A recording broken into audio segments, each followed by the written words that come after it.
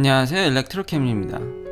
오늘은 이 테슬라가 어떻게 보조금을 쓸어갈지, 그러니까 바이든이 어떻게든 정책을 내든지 간에 보조금을 쓸어갈 조짐이 보인다라는 점과 거기에 이제 핵심이 이제 배터리인데 4680 배터리의 지금 업데이트, 파나소닉이 거의 지금 생산에 거의 다 다가왔습니다. 그것이 이제 25,000불짜리 테슬라 차량의 이제 핵심 혹은 이제 세미 트럭이나 사이버 트럭에도 쓰일 이 4680 배터리가 지금 파나소닉의 파일럿 프로세스에 들어가 있고 매스 프로덕션이 가시권에 들어와 있는 것 같습니다.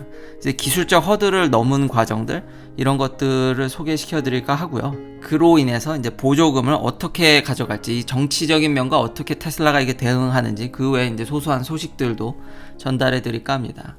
시작하기 앞서 제가 파이저 백신을 맞았습니다. 그 와이프가 먼저 맞았듯이 저 역시도 부작용이 조금 살짝 심각한 건 아니지만 근육통이 좀 있습니다. 그거 말고는 심각하게 그런 건 없는데요. 매년 저는 솔직히 미국에서 플루샷을 계속 이렇게 맞았습니다. 그럼 보통의 플루샷과는 좀 달리 요거는 좀 뭔가 이게 과민 반응은 아닌 것 같은데 확실히 뭔가 그 전에 이런 플루샷하고 좀 다르다라는 느낌이 좀 있습니다. 물론 맞는 과정이 기존 플루샷하고 좀 달라서 분위기가 달라서 그럴 수도 있지만 확실히 그 근육통은 그때 한번 제가 사이드 이펙트 레이스를 보니까 특히 흔히 겪는 게 근육통인데 그 레이스 굉장히 높더라고요. 그리고 벌지에서 좀 재미난 기사를 냈는데 이제 파이저나 모더나나 이 mRNA 베이스로 이제 비슷한 방식, 제가 예전에 백신 종류가 어떻게 움직이는지 살짝 소개를 해드렸죠. 특히 이제 모더나랑 파이저가 좀 비슷한데 이 자마에 나온 논문을 베이스로 벌지에서 기사를 썼습니다. 거기서 보면은 파이저가 모더나보다는 좀 더 부작용이 좀 적다라는 얘기입니다. 근데 크게 그렇게까지 차이가, 물론 유의미한 차이인데 73%랑 65% 그리고 세컨 도즈로 가면은 또 차이가 더 벌어진다라는 거죠. 그러니까 파이저가 좀 더 안전하다고 얘기하는데 다 그렇게 심각한 부작용인지, 그리고 유의미한 차이지만 어쨌든 상당히 높은 확률로 저 역시도 심각한 부작용은 아니지만 근육통이라든지 그런 것들은 좀 이게 신기한 경험이어서 댓글에도 의사 선생님분들이 이렇게 좋은 정보 나눠주셔서 정말 감사드리고요. 이렇게 심각한 부작용은 아니니까 너무 놀라실 필요는 없을 것 같고, 미국에 계신 분들은 빨리빨리 백신을 모두 맞기를 권장합니다. 그래서 하루빨리 좀 이런 격리 없이 좀, 특히 지금 미국은 뉴욕 같은 경우는 이제 트래블 바가 다 없어졌습니다. 그래서 다른 주에 이제 막 가는 게 격리라든지 이런 게 지금은 없는 상태지만 인터내셔널 트래블은 좀 문제가 있거든요. 역시 그 검사라든지 격리를 확실히 해야 되기 때문에 하루빨리 인터내셔널 트래블 역시도 자유롭게 돼서 빨리 한국을 자유롭게 왔다 갔다 했으면 좋겠습니다. 자, 오늘의 메인 뉴스인 파나소닉이 드디어 지금 이 4680 배터리, 이 배터리죠, 이 깡통 굉장히 큰 이 배터리에 한 단계 더 진보를 했습니다. 이제 조만간 매스 프로덕션을 할 듯이 지금 보이고 있는데요. 지금 거기에 테스트에 들어가 있고요. 테슬라도 자체적으로 이걸 하려고 하지만 파나소닉 역시도 열심히 이걸 지금 하고 있습니다. 당연히 이렇게 셀의 사이즈를 키우면은 팩에서 봤을 때 이 에너지 덴시티가 더 올라가고, 같은 용량을 채웠을 때 기사에서도 잘 얘기했듯이 당연히 이제 셀의 숫자를 줄일 수 있고 여러모로 이점이 참 많습니다. 그러니까 키우면 당연히 이점이 많은데 이게 왜 어려웠냐면은 이 파나소닉에서 좀 디테일하게 이걸 밝혔습니다. 역시 이 오버히팅, 열이 문제입니다. 이래서 케미컬 엔지니어링, 그러니까 화공과랑 화학과의 차이가 여기서 나온다고 생각을 합니다. 그러니까 화학과는 케미스트리, 조성이라든지 물질, 화학 반응을 이제 담당하는 거고, 화공과는 역시 양산의 문제가 있는 거죠. 그러니까 왜 양산이 어려운지에 대해서 좀 더 그래도 구독자님들께 좀 더 쉽게 설명을 하면, 예를 들면 제가 이런 깡통이든 이런 비커라고 가정을 하면, 이런 것들을 제가 만약에 0도로 떨어뜨린다고 가정을 하면, 템퍼레처를 0도 하면 일정 온도로 제가 떨어뜨린다고 하면, 그냥 요런 깡통 하나면은 제가 이런 베스에 얼음을 막 넣겠죠. 그래서 깡통을 요 안에 넣어가지고 얼음들이 이렇게 있고 그래가지고 넣어가지고 온도를 쭉 떨어뜨리겠죠.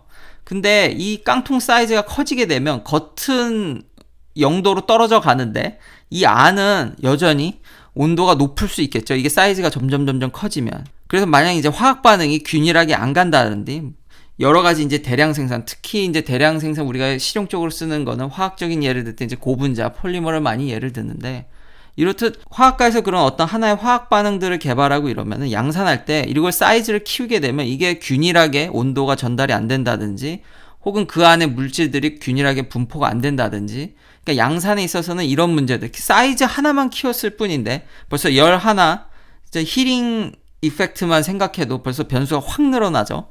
고려해야 될 점들이 너무 많습니다. 이래서 사이즈 하나만 키웠을 뿐인데 배터리 생산에 영향이 가는 겁니다. 이건 배터리뿐만이 아니라 우리가 알고 있는 대부분의 이런 물질들, 그러니까 랩 베이스로 이렇게 조그맣게 하나 만들 때는 별 문제가 없는데, 이걸 대량 생산한다든지, 그리고 이제 셀 하나 자체에서도 이렇게 사이즈를 키우게 되면 열이 균일하게 전달이 안 된다든지, 그로 인해서 화학 반응이 균일하게 안 가게 된다든지, 뭐 코팅이라든지 애그리게이션이라든지 여러 가지 이런 것들이 생기기 때문에, 그렇기 때문에 화공과가 존재를 하는 거겠죠. 그래서 이제 양산 수율이라든지 이런 것들, 그러니까 한 가지 화학 반응식을 가지고도 물리적으로 이렇게 대량 생산할 때는 정말 고려할 게 또 역시 이 나름의 연구의 가치가 있다라는 점 알아두시면 재밌을 것 같고요. 이건 이제 배터리에만 적용되는 게 아니라 대부분 우리가 쓰는 그런 대량 생산에, 특히 화학 공정에 있어서는 다 적용되는 이야기입니다. 역시 파나소닉도 그 부분이 좀 걸려서, 그래서 이제 템리스를 하는 건데, 열을 잘 빼기 위해서. 근데 역시나 이게 좀 걱정이 되는 부분인 것 같긴 합니다. 그래서 열이 너무 많이 올라가면 당연히 터지겠죠. 그런 부분이 있지만 지금까지 파나소닉은 이 기사에서도 얘기했듯이 테슬라랑 일을 하면서 1865에서 2170으로 넘어가는 한 번의 허들을 한번 넘어봤죠. 그러니까 키우면서 그런 것들이 노하우가 쌓였기 때문에 이제 더 크게 올리는데 별 문제가 없을 거라고 여기 기술 엔지니어 총 책임자께서 그렇게 다 이제 자신있게 이야기를 하시더라고요. 뿐만 아니라 뭐 지금까지 수십억 개의 셀을 생산하면서 테슬라와 같이 하면서 불 한 번 안 났다고 하지만, 제 생각엔 그거는 파나소닉도 물론 잘했죠. 잘하긴 했지만 테슬라의 관리 능력이 더 뛰어나지 않았을까. 왜냐면 배터리 팩은 테슬라가 만들거든요. 파나소닉은 팩을 만들지 않습니다. 근데 그걸 마치 이제 자기 공인량 또 얘기하는 게, 뭐 물론 근데 셀도 중요하니까요. 여튼 이런 문제들을 이미 다 자각을 하고 있고 지금 대량 생산 초읽기에 들어갔다라는 점입니다. 그러니까 굉장히 전망이 밝죠. 이렇게 에너지 덴시티를 올리고 이렇게 좋은 셀을 이제 싸게 만드는 쪽으로 가게 되면 이제 25,000불짜리 차라든지, 이게 이제 당장 들어갈 건 사이버 트럭, 세미 트럭. 뭐 최근에 중국에서 희한한 광고도 이제 냈죠. 이제 사이버 트럭을 몰고 와서 이제 디자인 총책임한 본이 와가지고 이게 뭐지? 그래서 이제 25,000불짜리 차와 뭐 이제 그런 힌트들을 이제 뭐 보여주기도 하고, 이제 차가 이제 곧 나올 것 같은 뭐 프로토타입이든 뭐라도 이제 정보가 나올 것 같은, 이번 아마 1분기 어닝콜에 그런 걸 얘기할 것 같은데, 이게 왜 중요하냐면 많은 분들이 지금 바이든의 인프라스트럭처 플랜이 그냥 다시 옛날같이 테슬라나 GM한테 보조금을 찔러주는 구조로는 절대 그렇게 안 될 겁니다.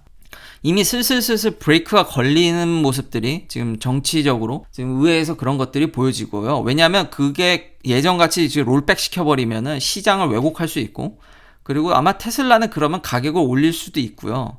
지금 시장을 교란하기 때문에 미국은 여태까지 이런 정책들을, 보조금을 직접 찔러주는 정책들을 그렇게 선호하는 편이 아닙니다. 미국이라는 나라 자체가. 그래서 인프라스트럭처 플랜이라는 얘기를 하고요. 원래 미국이 그런 분위기를 조성하는 거를 더 선호하긴 합니다. 근데 이제 워낙 전기차가 보급이 잘 안 되니까 그냥 직접 찔러지는 구조로 이제 바뀌었던 건데, 아마 지금 다시 그걸 돌리는 거는 예전에 제가 예측했듯이 쉽지는 않아 보이지만 어찌어찌 그래도 테슬라나 GM을 좀 도와주려는 분위기도 있긴 합니다. 그렇기 때문에 바이든 대통령도 살짝 언급을 하긴 했었죠. 그때 인프라스트럭처 플랜에 있어서 좀 더 어포더블한 카, 좀 더 싸고 좀 서민적인, 그러거나 아니면 새로운 시장을 개척하는, 그렇기 때문에 이 25,000불짜리 차가 중요한 겁니다. 그러니까 테슬라는 벌써 눈치껏 보조금이 그렇게 나올 것 같으니까 여기에도 이제 힘을 쏟고 있고, 이걸 가지고 세미 트럭, 그러니까 세미 트럭 같은 경우는 비싸더라도 워낙에 지금 클래스 A 트럭에는 이게 친환경 차량들이 지지부진하기 때문에 그건 비싸더라도 보조금이 투여될 확률이 높고요. 잘하면 사이버 트럭도 비싼 모델은 아니지만 전기 트럭 역시 지금 미국 내에서 활성화되지 않았기 때문에 새로운 시장을 오픈한다는 쪽에서는 아마 보조금을 살포할 확률이 높습니다. 근데 기존 차량한테 주기에는 지금 하원이나 이런 이 얘기가 나오는 걸 봐서는 그건 쉽지 않아 보이고요. 그러니까 어쨌든 이게 다른 방식으로 이렇게 나오더라도 테슬라는 지금 만반의 준비를 하고 있다라는 거죠. 뭐가 나오든지 간에 나는 다 해먹겠다라는 거죠. 결코 테슬라가 그런 돈들을 그냥 흘려보낼 그게 아닙니다. 그리고 어제 얘기했듯이 이제 슈퍼차저의 확장, 그러니까 인프라스트럭처에 오는 돈들 지금 테슬라만큼 많이 타먹기는 다른 경쟁 회사들은 쉬워 보이지 않습니다. 테슬라의 그래서 이런 얘기가 나오죠. 블룸버그에서도 계속 얘기하는 게 다른 뭐 유명 유튜버 분들도 얘기했지만 이 주식 얘기라서 그때는 좀 이것까지 얘기하는 건 너무 세서 제가 뺐지만 결국은 지금 블룸버그라든지 다른 분들하고 제가 이제 해석하거나 유추하는 게 살짝은 다르지만 결국 결론은 똑같다라는 거. EV 에코시스템, 테슬라가 꾸며놓은 이 에코시스템을 벗어나기가 어렵습니다. 그러니까 저 빌이 어떻게든지 뭐 이렇게 나온다 할지라도 어떻게든 테슬라 망에 다 걸려버리기 때문에 테슬라의 전망은 매우 밝고, 그래서 이런 자극적인 타이틀도 계속 미국에서 나오죠. 모건 스탠리에서 테슬라 주식을 소유하지 않는 게 리스크라고 이제 이야기를 하고 있습니다.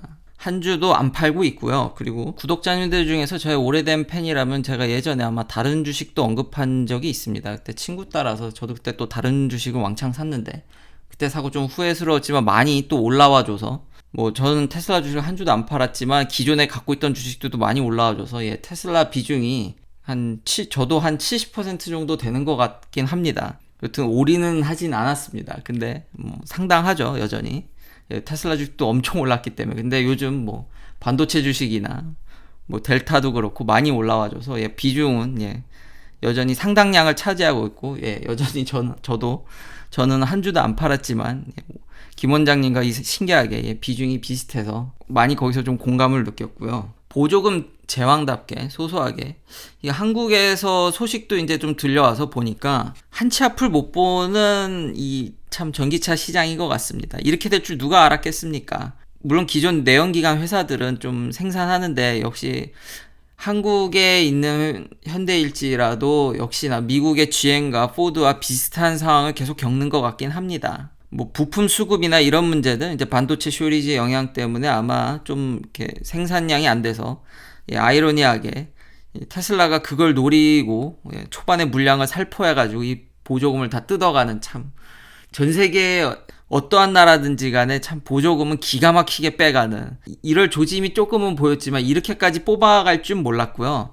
그리고 아마 반도체 쇼리지 또 얘기가 나오니까 일론 머스크가 트위터로 그런 거는 전혀 문제가 안 되는 것 같아. 하도 사람들이 많이 물어보니까 서플라이 체인에 별 문제가 없는 것 같습니다. 누누이 말씀드리지만 쇼리지는 일시적일 수도 있는 거고, 그렇기 때문에 지금 차량용 반도체 생산하는 업체들이 그렇게 생산을 열심히 안 하려고 하는 거고, 또 역시 기존 내연기관 회사들도 비싸게 사주려고 하지 않는 것뿐만 아니라 지금 현대를 보니까 아마 전기차가 역시 이렇게 우선순위가 아닌 것 같습니다. 지금 미국에서도 사실 전기차를 왕창 이렇게 만들 거면은 거기다 부품을 몰아준다라든지 뭐 그런 매니지먼트를 할 수도 있을 것 같은데, 아무래도 이건 만들어서 손해나니까 그냥 이참에 이 핑계 삼아서 생산량을 줄이는 걸 수 있다라는 생각도 듭니다. 왜냐하면 굉장히 지금 차를 내연기관을 잘 팔고 있거든요. 그런 모습들, 여튼 한국이든 미국이든 어느 나라든지 간에 보조금은 정말 기가 막히게 뽑아먹는 테슬라와 어떻게 나오든지 간에 그걸 기술적이든 정책적이든지 간에 다 뽑아먹을 기세고요. 그리고 반도체 쇼리지는 역시 일론 머스크가 확인해 줬듯이 별 문제가 없습니다. 그러니까 어제도 살짝 제가 얘기를 하긴 했는데 모델 S나 X가 좀 딜레이 되지만 지금 또 한편에서는 지금 빈 넘버를 받고 있다라는 얘기도 있거든요. 그리고 제가 전에 이제 드론 영상이라든지 S나 X가 이미 준비되어 있는 요크 스타일 그런 영상들도 제가 보여드렸었는데, 신기하게 몇 대라도 이번에 팔 줄 알았는데 전혀 그게 인도가 안 됐다라는 거에 좀 의아하긴 하지만, 여튼 쇼리지는 없다라는 게 아마 일론 머스크의 이런 트윗으로 클리어해진 것 같아서 앞으로 2분기 전망도 매우 밝을 것 같고 1분기 어닝콜에서 무슨 얘기를 할지 정말 매우 기대가 된다고 생각이 됩니다. 또 소소한 뉴스로도 이게 좀 중국 의존도가 너무 높은 거 아니냐, 중국 리스크가 있다라고 하지만 지금 유럽에서 다 지금 뭐 독일이든 뭐 프랑스든 뭐 갖다 부으면 그냥 랭킹 확 올라가죠. 근데 그 차들이 다 중국에서 수출된 겁니다. 그렇기 때문에 함부로 테슬라를 어떻게 하기는 여전히 밀월 관계는 끈끈한 편이고요. 그리고 이것도 제가 이런 방향으로 갈 거라고 제가 얘기를 한 적이 있었는데, 테슬라는 그렇게 만만한 상대가 아닙니다. 일론 머스크는 정말 뛰어난 사람이고 경영적인 면에 있어서도 정말 탁월한 사람이라고 생각이 되고, 역시 제일 좋은 카드는 딜을 하기보다는 다른 카드를 만드는 게 협상에 있어서 최고의 전략입니다. 지금 인도에도 지금 배터리 플랜트라든지 이런 얘기들이 있고, 지금 인도네시아는 니켈 수급이라든지 이런 것도 지금 다변화를 하고 있죠. 이미 테슬라는 전 세계적 글로벌하게 공장이라든지 이런 것들을 매니지먼트를 지금 하기 시작했기 때문에 얼마든지 리스크 해지가 되고 있습니다. 그렇기 때문에 크게 저는 우려될 부분은 아니라고 봅니다. 긴 영상 시청해 주셔서 감사합니다. 내일도 테슬라 관련 이야기들로 찾아뵙겠습니다.